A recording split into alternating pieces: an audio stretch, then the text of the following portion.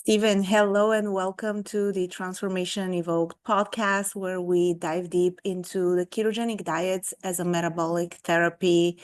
And I'm beyond honored to have you as a guest. I think you're such a great example of someone who walks the walk, who has successfully implemented this type of intervention in his own life, and who is having a special twist on it, which I think is a very interesting part of your journey, like how you personalize this approach. So I'm really looking forward to learning more about your experience, how, how was life before, and like how you kind of transformed it and where you are today. And just in case that someone who may be watching and who is on a similar journey may get inspired or may want to learn more about what this has been. Because I know all of us that have done this, we all had so many insecurities, just like anyone who is just starting. And so I think you're such a great example of sharing your journey and potentially inspiring others to embark on the same. So thank you for making the time and for being here. Thank you so much, Donica. It is really my pleasure to be here, and I thank you for the opportunity to share my story again. I've been doing this for a while now, and it seems every time I share my story, there are people out there that can relate to me, and they say, Yeah. I felt the same exact way as you, and then I am providing hope to people, and it's really an honor and a privilege to have the opportunity to share my story. So I thank you for that. I love it. I love it. So let's get started. Tell us a little bit about, I always ask this question, but a little bit about what it was life before. We don't live there, it's hopefully a closed chapter Yeah. and it doesn't have to mess up with where we are today, but it's also good to know where the reality of it, right? Like we all went through hard times that kind of pushed us to experiment and find solutions outside of the standard care. So, what was life before keto for you? What were some of the main challenges that or symptoms that you were dealing with? So my life before keto. Life before keto was awful. It was terrible. And I hated it. I hated my life. I hated myself and I hated my life. My most prevalent challenges are really my most prominent symptoms today, and that's feeling angry and irritable. And in addition to that, there's depression, there was anxiety early in life. I never felt like I fit in. I always felt different than everybody else. And I hear from a lot of people that they can relate to that one. And I also suffered constant feelings of wanting to unalive myself. I was just miserable all the time. I was irritable and angry and miserable all the time. And life felt hard. And even at times it felt impossible. And for my like official diagnoses, I was first diagnosed with depression in my early 20s. I was then diagnosed bipolar 2 mixed in my late 20s.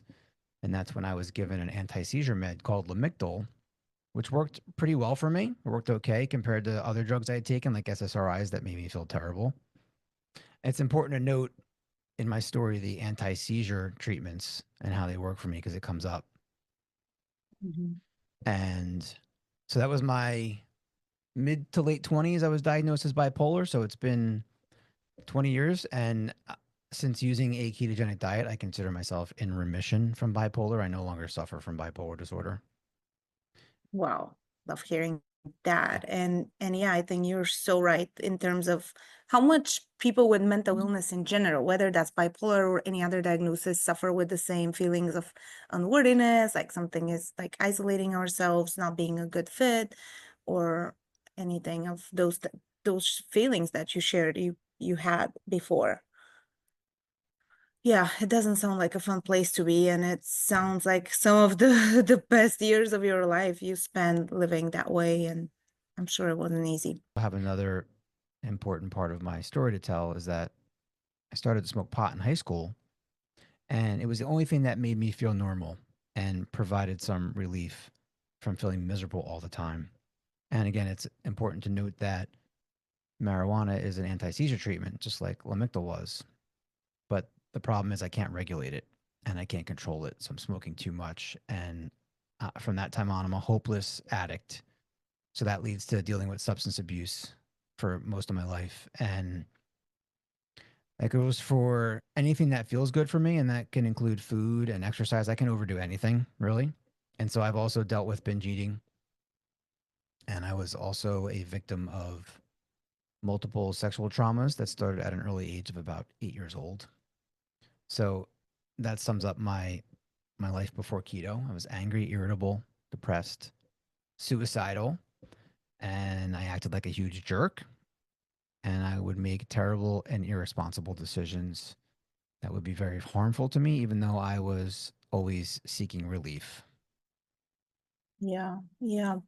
And it from from my experience as well, it's so common that we have those adjunctive symptoms, right? Like addiction, the binge eating you mentioned, abuse. Like it's just hard for people with bipolar. Oftentimes, it's just like we are so desperate in looking for solutions that we end up getting addicted to different substances. And for you, that was the marijuana or food. Same thing for me, right? Like I did have this horrible binge eating that I'm still dealing with, honestly. Like it's never, I don't feel like it's ever gonna be completely resolved, but it has been so much better as well. And so, yeah, thank you for sharing vulnerably. And I think also the part of trauma in everyone's journey is a huge piece that unlocks the symptoms. And fast forward to finding about the diet, and what was that for you? I'm curious to hear, how did you first hear about keto? What were your kind of like in your initial thoughts and maybe fears around it? I know it's such a non-traditional, it's almost like sounds like a joke, right? Like food can heal you, like a diet can heal your bipolar symptoms. It's not something we've heard before. So it kind of what made you give it a chance. I'm curious to hear how that was like for you. This is an interesting question because I didn't know about keto. I found it by accident. Had I been doing this today and I had been looking and saw, I wouldn't think it's a crazy idea. I'm a crazy and extreme kind of guy. It's my kind of idea. I was a vegetarian and a vegan for 20 years. The end of that was a vegan, and I was a raw vegan too. I kept trying to all these things to try to find relief. But I found ketosis really totally by accident, and I didn't know what it was or what was happening. I just knew that it was the most happy and calm I had ever been. And suddenly I'm looking forward to my daily activities, and I'm being friendly to strangers. It's very unusual. This all started for me in 2019. The previous couple of years, we're raising a child on one salary, and I'm eating as cheaply as possible. So this meant that I'm eating pasta on most days, and I'm eating sourdough bread every day. And I'm having things that are cheap and delicious, like strombolis and calzones and pizza. It was delicious and I loved it, but it wasn't good for me. And I ended up 50 pounds overweight, pre diabetic.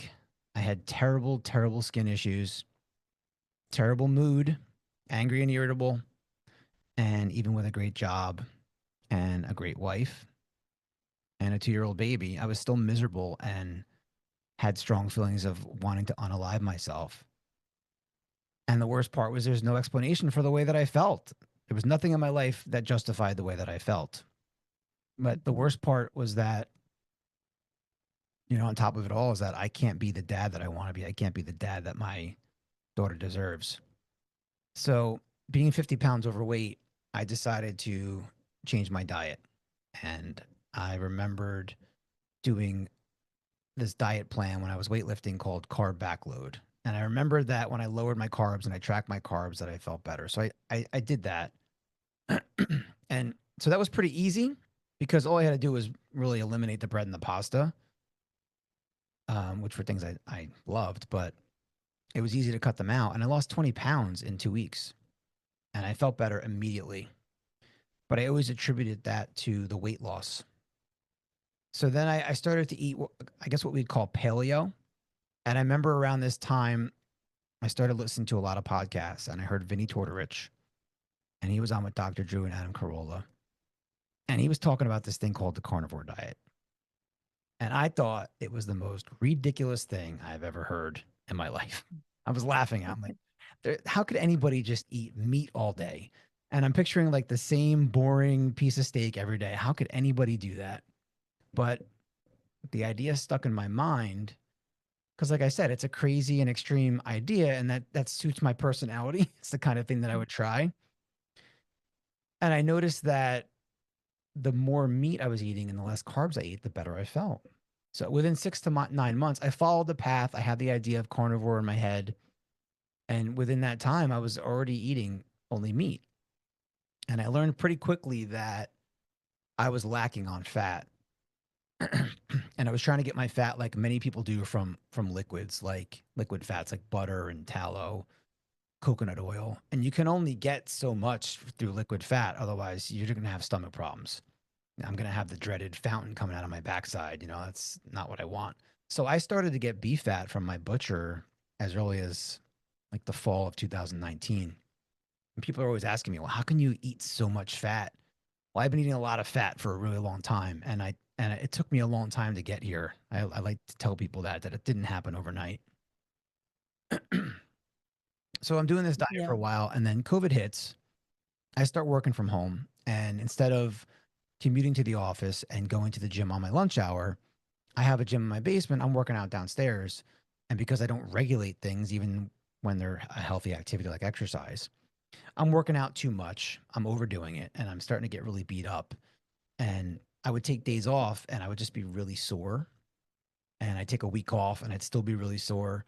So, in my kind of extreme nature, I said, all right, screw this. I'm just going to stop working out until I feel better. And it was a good 3 weeks before I started to feel better. And that's when I felt I had this feeling of euphoria and I was happy and calm.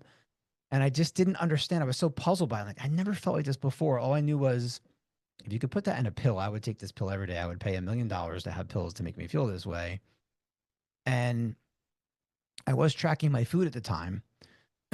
And this is when I realized that I was under eating calories. I was under eating my maintenance calories. So, for anybody who doesn't know, maintenance calories is the amount of calories you would eat to maintain your weight. Once I started lifting again, it stimulated my appetite and I began to eat more. And I assumed that I probably dropped out of ketosis because I did not feel as good. I lost that euphoria. I lost the extra calm. And I was just really puzzled by the whole thing. I started researching it. And this is when I found the ketogenic diet being used to treat children with epilepsy. And this is when I had my huge light bulb moment because all the things that work for me, like the marijuana, the Lamictal, and now the keto diet, are all anti-seizure treatments. Now, I've never had seizures. I've never been told I'm epileptic or anything, but I did discover just recently that my grandfather was epileptic and he also suffered from angry outbursts. So maybe I got some of his Interesting. genes. Yeah. And so it was shortly after that I also discovered Chris Palmer, and he was treating a schizoaffected patient with keto and with amazing results. So in my typical nature, I jumped head first. I started testing my blood. I started doing all this self experimentation and playing with all different fat ratios to see what would work best for me. Yeah. And I'm curious in terms of medications, like what at what point, like how long did it take you to feel stable, confident in this type of approach that you can potentially touch medication? So I wasn't taking meds at the time.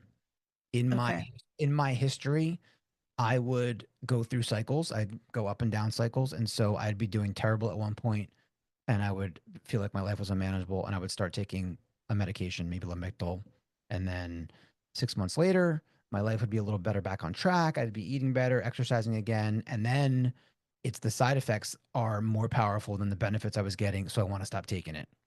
In my mind, I Hmm. never wanted to be on meds all the time because this is what Yeah. always would happen to me. I would always get the side effects. So at the time that I was doing this, I was not taking medicine. That's quite of a unique situation where you were able to utilize the lifestyle medicine even before you knew keto. like exercise, same thing for me. Like I feel like I would have gone depressed so much earlier if it wasn't for my running. For me, like I had to run just back then, it was totally weight maintenance thing. So the motivation was not the right one, but it did help me so much. And again, that's just such a powerful testament that you were able to utilize that and be off medications even prior keto for maybe not as sustainably as you are now, but that's just interesting to know there. So you are currently on 90% fat and 10% non-fat, that being carbs and protein. What does it look like? What a day on this regime looks like in terms of what you eat? All right, first I want to specify that there are no carbs for this guy. So that 10% is my protein. There, Okay. there are no carbs that I tolerate or want. There's nothing that I want. There are no plant foods or any carbs that I want. Um, so what I do is I call it HFBO, or high fat beef only. I do eat lamb too, but I call it HFBO. And it's a combination of the lion diet, which is ruminant meat, salt, and water. And I combine that with a therapeutic keto diet of a 4-to-1 ratio. So, like you said, that's very high fat. It's 90%. Now, I'm not doing 90% every single day, but on most days, I'm aiming to keep my fat at 90% or higher.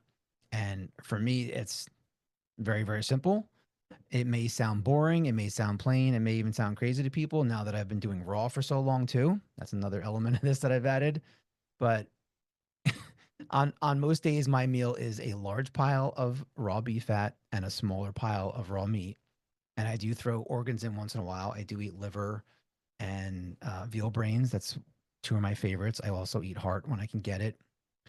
And what brought me here is really how I've gotten to where I'm at in all areas of my life. And that's through self experimentation and tracking and trying new things and being as pragmatic as possible. So, pragmatism would mean doing what's practical for me right now in this time of my life and ignoring all the conventional wisdom. So, we can get into all the other things I do, but we don't have Wi Fi in the house because I want to avoid EMFs for my own brain and for my daughter, for her developing brain. And I don't wear sunscreen or sunglasses, and I barely wear shoes. I'm walking around barefoot when it's 19 degrees out because I'm trying to get connected to the earth. Um, so all these things I'm doing is I'm questioning everything. I'm ignoring conventional wisdom, and I'm doing what works for me right now. Yeah. Wow. Wow. I love hearing that because I think we all have reasons to question certain things.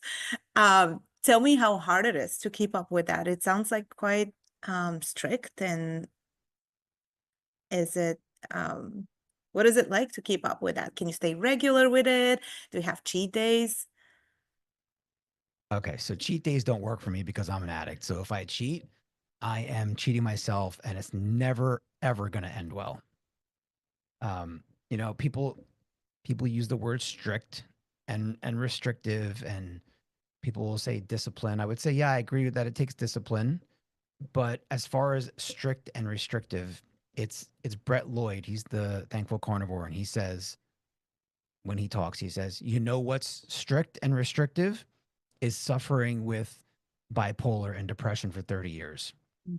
That's strict. That's restrictive. That restricts me from being the person that I want to be."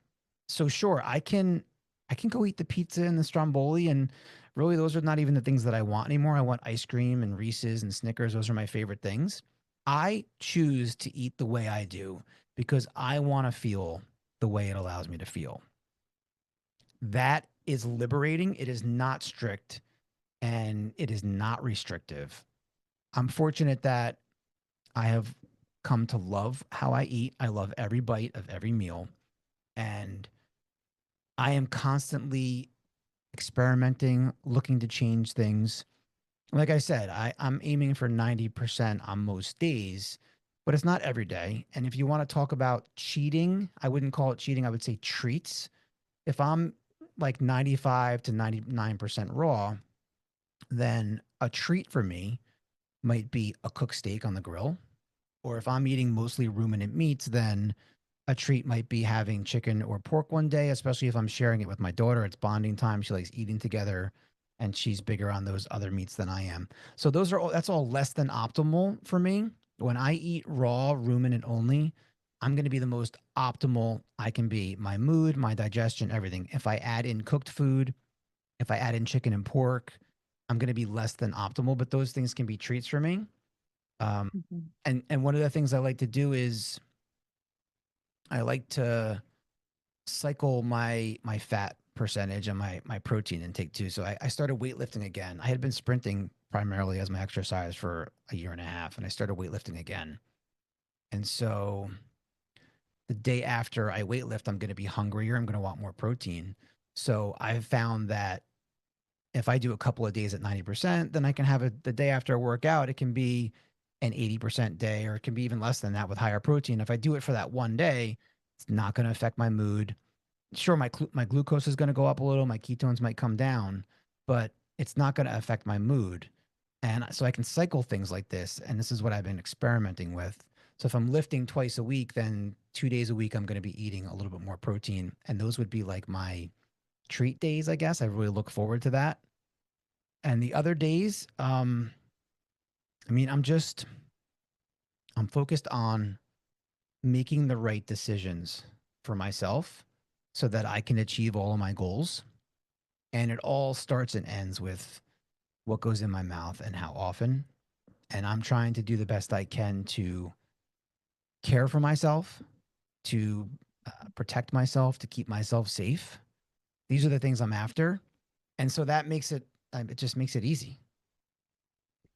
Yeah, there is a really key point that I absolutely loved hearing, and I think it's such a key piece to success with this diet for mental health. What you said there is basically people think that this is strict, but honestly, this is like a blessing that allows you to have the freedom of not experiencing this horrible like bipolar symptoms and the quality of life that you described when we started, which is so much more freeing than limiting what you eat. And I think seeing that perspective is crucial, and I can absolutely relate to it as well. How much you get out of it is so much more than what you give up, quote unquote, breads and pastas. And yeah, we all love them, right? But feeling depressed and like having suicidal thoughts and not being able to be the father that you wanted for your daughter or everything else you mentioned cannot even compare to the effort of leaving pastas and breads and the sweets off the table and doing what you are doing. And I just love seeing your commitment to finding what is personally best for you and like continuing to optimize and like looking for that individual piece, which is so important. I do think that we're all our like bio individuality is going to require different things, and that's why I think it's very important for you to share your story because it's a little bit different, and some people will resonate with that more than just the ketogenic diet. And if you are to compare both, right? Like the way of eating that you are on right now, the 90-10 and keto, what would you say? How much less keto is helpful? Like, would you ever go back to keto? Have you ever thought about it? Or like you are definitely sticking with what you're doing right now? So for right now, my number one priority is being the best dad I can be. Hmm. So people who know my story or anything about Samantha is that, for better or for worse, she's a lot like me. She's got some of the anger and irritability, and she's got OCD that she deals with. And so she's got her own troubles. And I don't want to do anything to add to that. I don't want her growing up and then having some kind of therapy session where she finds out that her dad was making her life worse. That's the last thing that I want. So I am committed for right now to keeping my diet the way it is. Now, I will say that, like, again, I'm always experimenting. So what I'm doing today, I might not be doing exactly in a month from now or a year from now. But there's a huge difference for me between regular, what we call regular keto, like at a 2-to-1 or even a 3-to-1 ratio, versus the HFBO that I'm doing. And I know because I've tried it. I've tried everything out there. And it's funny because we're talking about like having the pizza and the pasta and like that stuff is so far removed from me that I don't even want that. Like at times I wish that I could just do a typical carnivore diet where they're eating chicken and pork and seafood and dairy, and I'm just less optimal on that. And Mhm. even the lion diet is just ruminant meat, salt, and water. And I can't do it. I know because I've tried. I can't just eat steaks all day, even the fattiest steaks. The fat's not going to be enough. And when I do that, I'm still irritable. I'm still angry. I'm still depressed. And will still hate myself and I will still hate life. Now, I won't go back into full bipolar like it was 20 years ago, Mhm. but life is not great. And then if I'm trying to do a regular keto where my fat's like in the 70s, I won't be depressed and I won't hate life. I'll be mostly happy and calm for the most part, but having a daughter with her own troubles and trying to navigate life and all the stress that's involved and like I I think like if I was living by myself, if I was a bachelor and I was living all alone, it probably wouldn't matter as much because I wouldn't need that extra level of calm that I need to try to manage a daughter with troubles and try to get through life. But that's not where I'm at right now. So this is the difference between regular keto and then when I so th- I would say if we're doing like rating how I feel on a scale of 10, before keto I was a 2 probably and probably even a 0 at times when I was at my bottom. If I do regular keto, I'm going to be at like an 8, which is great. I mean anybody would take an 8 over a 2 any day. I would too. But when I do the high fat beef only and I'm doing this 90-10 most days, I go to this extra level and I call it turbo boost. This is where I go from an 8 to a 10. And I discovered this in the last year or two of playing around that I thought that I was at a 10, but then I got to this new level that's like a 10 or a 10 plus, and I get just such a deeper sense of calm and I become much more outgoing and friendly and I laugh a lot and I that's when I can really be the person I want to be and I can be the father that my kid deserves. There's a big difference between the 8 and the 10 or the 10 plus that I'm talking about. And that's why I want to stick to the HFBO right now. Yeah, that all makes a lot of sense. And I also think that your drive to be consistent and keep at that 10 out of 10 level is such an important part of your success. Since you've been doing that for so long, it's having a meaningful why. And for you, that's being the best father. That's such a deep purpose. That's such a important goal to have. And I imagine that you'll do anything just to make it happen, which is what you're doing, right? Like, and it doesn't even now when you compare it, it doesn't even feel so hard or restrictive or like it's just worth it. Like you are becoming a better person, you are not harming your daughter, is growing experience and all that. So speaking of her, what is her diet like? So her diet is not like mine. She is ketogenic. She has been for over a year and a half, but she's omnivore and she still is consuming dairy. And um, it's cool because I'm starting to coach people now, and that's one of the things I wanted to talk about hopefully today. And so I have a lot of experience now with my own diet, being the 90-10 and being the, if you want to call it the strict and the restrictive end or the extreme end of it. But I have a ton of experience managing just a regular keto diet for her. When we started her out, her fat was probably in the low 70s, and we've had her as high as the mid 80s. And right now she's like between 75 and 80%. And I think she has a delicious diet. I wish I could eat like she does. You know, she's still drinking. She drinks heavy cream with shakes, like protein powder in them, the keto chow, and she has a ton of cheese all throughout the day. And we make her homemade yogurt that has MCT in it, and she eats olives, and she also gets a lot of meat. She eats burgers, and um, she loves her seaweed snacks, like roasted seaweed. So she's like a regular keto kid. That's what I call her. She's the keto kid. Mhm. And how is that affecting her health and how she feels? Have you been able to see the difference that you're seeing in yourself? Absolutely, and we see a difference when she has treats, or when times of life are hard to manage, like the holidays. You know, it's like food is so ingrained in our lives.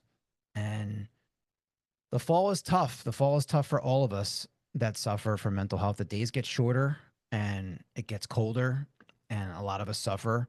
And then you've got Halloween, and you've got Thanksgiving, and then you've got Christmas, and it just keeps coming. And when you're in school, it's like everything revolves around the treats. So when she has too much treats for too long, we see a definite difference in her, and we have seen major improvements in her behavior and her mood and her OCD since implementing a ketogenic diet. Amazing. Love hearing that. Yeah. And we have so much research for kids and the ketogenic diet, right? Based on the epilepsy treatment for so many that were treatment resistant and how powerful that this can be. And I personally trust that the earlier we implement those interventions, the better the chances to heal, right? Like we give the body a chance to heal at a cellular level, and hopefully she won't have to stick to this way of eating for the rest of her life. Like she will be able to get off of it and eat just like a healthier diet. She may not choose to go back to, probably she won't, right? Like to what we call the standard. That's just at one point becomes not even an option for those of us who have felt what is life like when off of that craziness, ultra processed foods, high carb, and all that. And hopefully for her, she will be able to maintain all the great results without needing to be as restrictive. So that would be amazing. I love hearing your story, and I'm personally super inspired by the way you do life and how you deal with those challenges. And I'm curious to hear what is next for you in your healing journey, and what is the vision for the future for you. Well, I mentioned the coaching, and it's something I've always wanted to do. Hmm. Going back 15 years or so ago, I had a dream of being a personal trainer. I've always been really into exercise, and I love working with people, but I was still suffering from bipolar at the time. So I couldn't make it happen. I couldn't make the dream come true.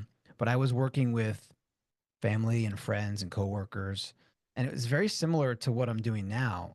We were using MyFitnessPal at the time, and I would design workout programs and diet plans for people, and we would track their food, and I had spreadsheets. It's all like I'm doing now. I love the data. I love tracking, and I was really good at it. I'm really good at motivating. I had so many different types of people, and I'm good at figuring out what makes each person tick and then pushing the right buttons to motivate. And I was very successful. The people that listened to me and followed my plans, they all were reaching their goals. And I had the business name, I had the acronym, like all the stuff that I'm passionate about. I was ready to go. I just couldn't get out of my own way. I had the depression, I had the bipolar. But now I've got like this second chance at life. And the diet that I eat allows me to be the person I want to be. And I am starting to really reach my dreams. So I have recently started to coach on a professional basis. And it's not like your typical keto coaching. Like, you're not going to come to me. I'm not going to give you your macros. I'm not going to use the keto calculator and say, here's your macros and then send you on your way. You can go to somebody else for that. You can go to somebody that's more professional or has a more experience doing that. I want to be like the boots on the ground, rubber meets the road kind of coach, where now you have your macros, but you got to figure out how to use an app. I can teach you how to use Chronometer. I've been using it for myself and for Samantha for years.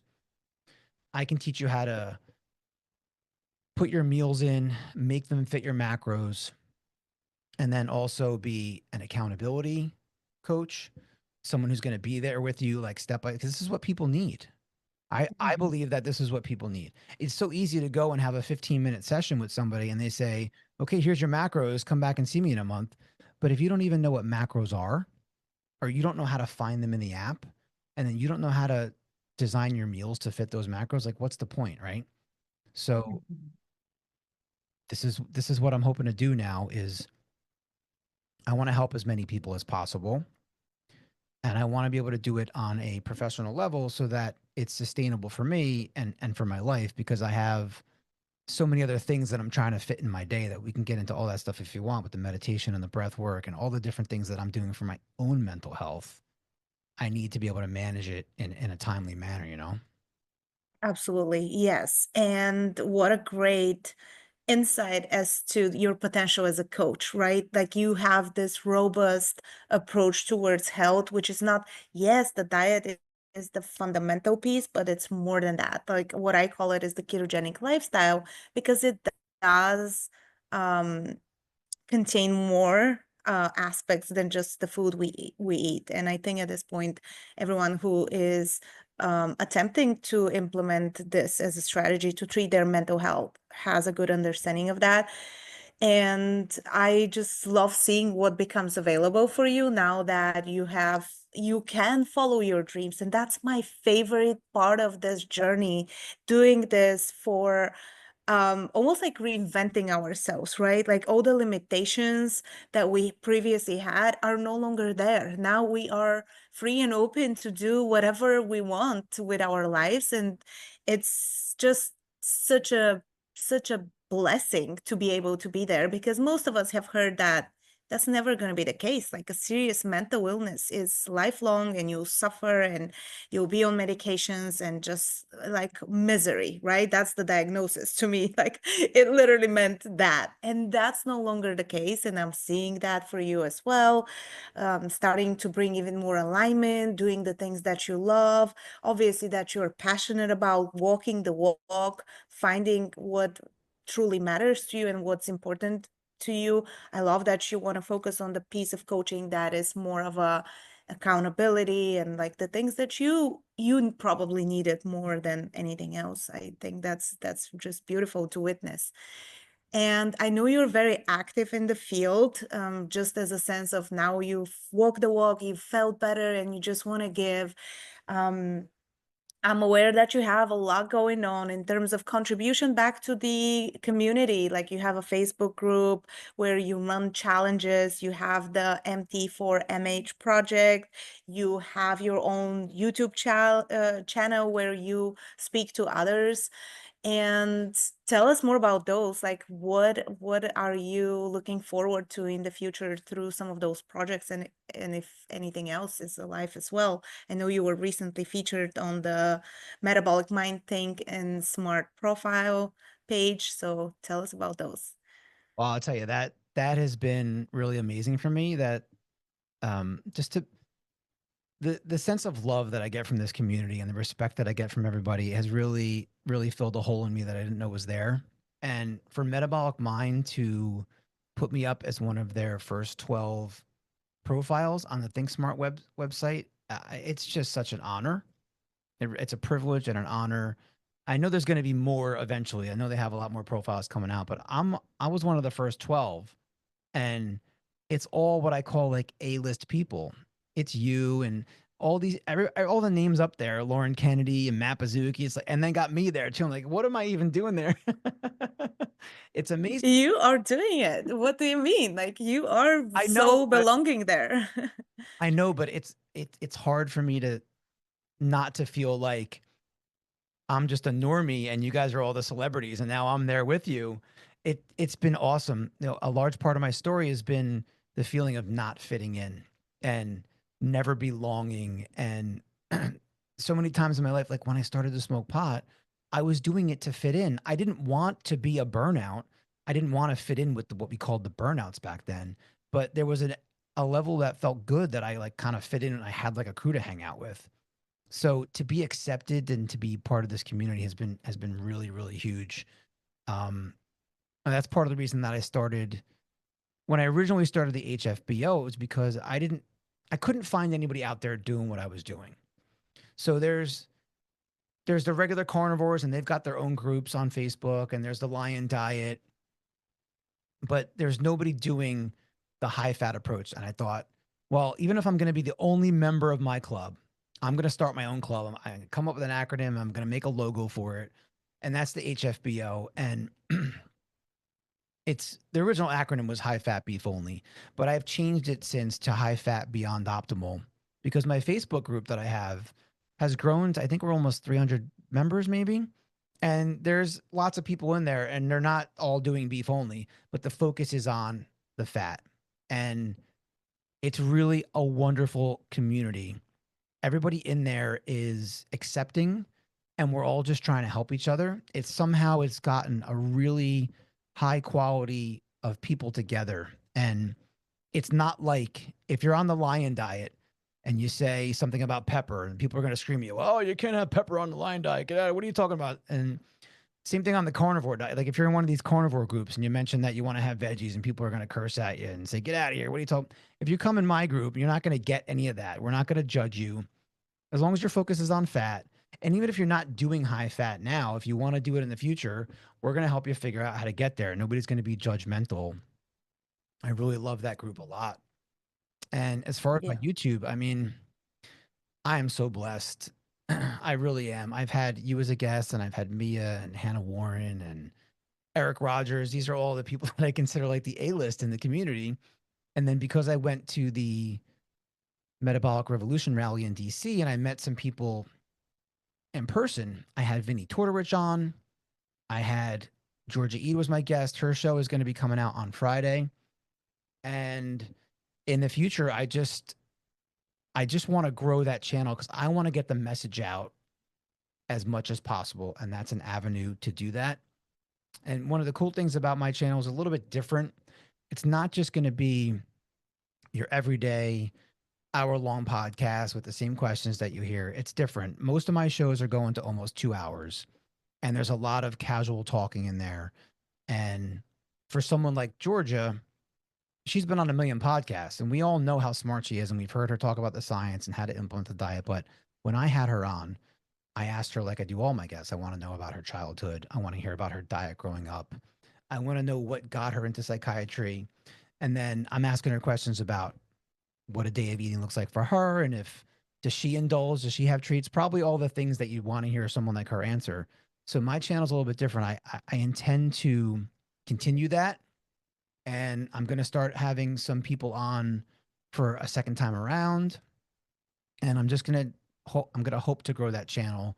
And I'd be lying if I said that I didn't want it to get monetized. I want the YouTube at some point to grow big enough to get monetized, and then at least help me pay for some of the equipment that I've bought for the channel, help me pay for the expenses for turning it into a podcast and all the other expenses that are involved. And I hope someday that it's going to grow big enough to do that for me. Yeah, and I think that's such a fair point, and I don't see anything wrong with that. And I also see all of your successes and the opportunities that unfold for you as such a kind invitation to step out of that old identity where you weren't a fit, because you are a fit. Not only are you a fit, but you are a model for people to use to look up for someone who is just starting, right? Like you just walk the walk. It's To me, it's like we're all equal in terms of wordiness, right? It's just that some of us are more experienced, and you are one of those people, and you have such a wealth of knowledge and experience and insights that you can share with others. So I'm just excited to see the impact and the contribution you're going to make to your clients, to people that are willing to feel better. And I know from my own experience there is no better feeling than that. So I'm excited for you, and thank you so much for sharing. I will include the links to all of your projects in the show notes. Thank you for being here. And what is one message maybe that you'd like to leave the audience with for someone who is just starting, based on your experience? Maybe you know how challenging it is, and it's like doubts and people don't know, but what about cholesterol? And like, can fat really be healthy? Can this be sustainable? What is just like your message based on your experience to those people? To all those naysayers out there about the cholesterol, I would just say, shut up. Let me figure it out for myself. That would be my advice to everyone is Yeah. question everything that you're hearing and figure it out for yourself. And I said this in my metabolic mind interview that the best reason to try keto is because it works. Now, it only Love works that. It only works if you work it. Now, this came from my many years of being in AA. That's one of their slogans. It works if you work it. You have to put in the work. You have to want to change. You have to have a plan to follow. And then you have to do the work. You got to know that putting in the work is going to pay off. It's going to work. You just got to do it. Yeah. I love that. I love that. My way of saying that is you gotta want it more than you fear it. And I can completely resonate with that. So amazing. Thank you so much, Stephen. That was a pleasure. Thanks for sharing your insights, for being open, for all the projects that you're involved with. I'm so looking forward to see how things unfold for you. Thank you. Thank you so much for having me. And I just want to say real quick that I am an open book and I am easily accessed. If somebody wants to find me, I have all my stuff on Linktree now at Stephen Trunce. And you can send me a direct message if you want to ask questions or you want to talk. Hit me up if you want to join the Facebook group and talk in there. You can find me a million different ways, but don't be afraid to reach out and ask for help. Love that. Thank you so much. Thank you.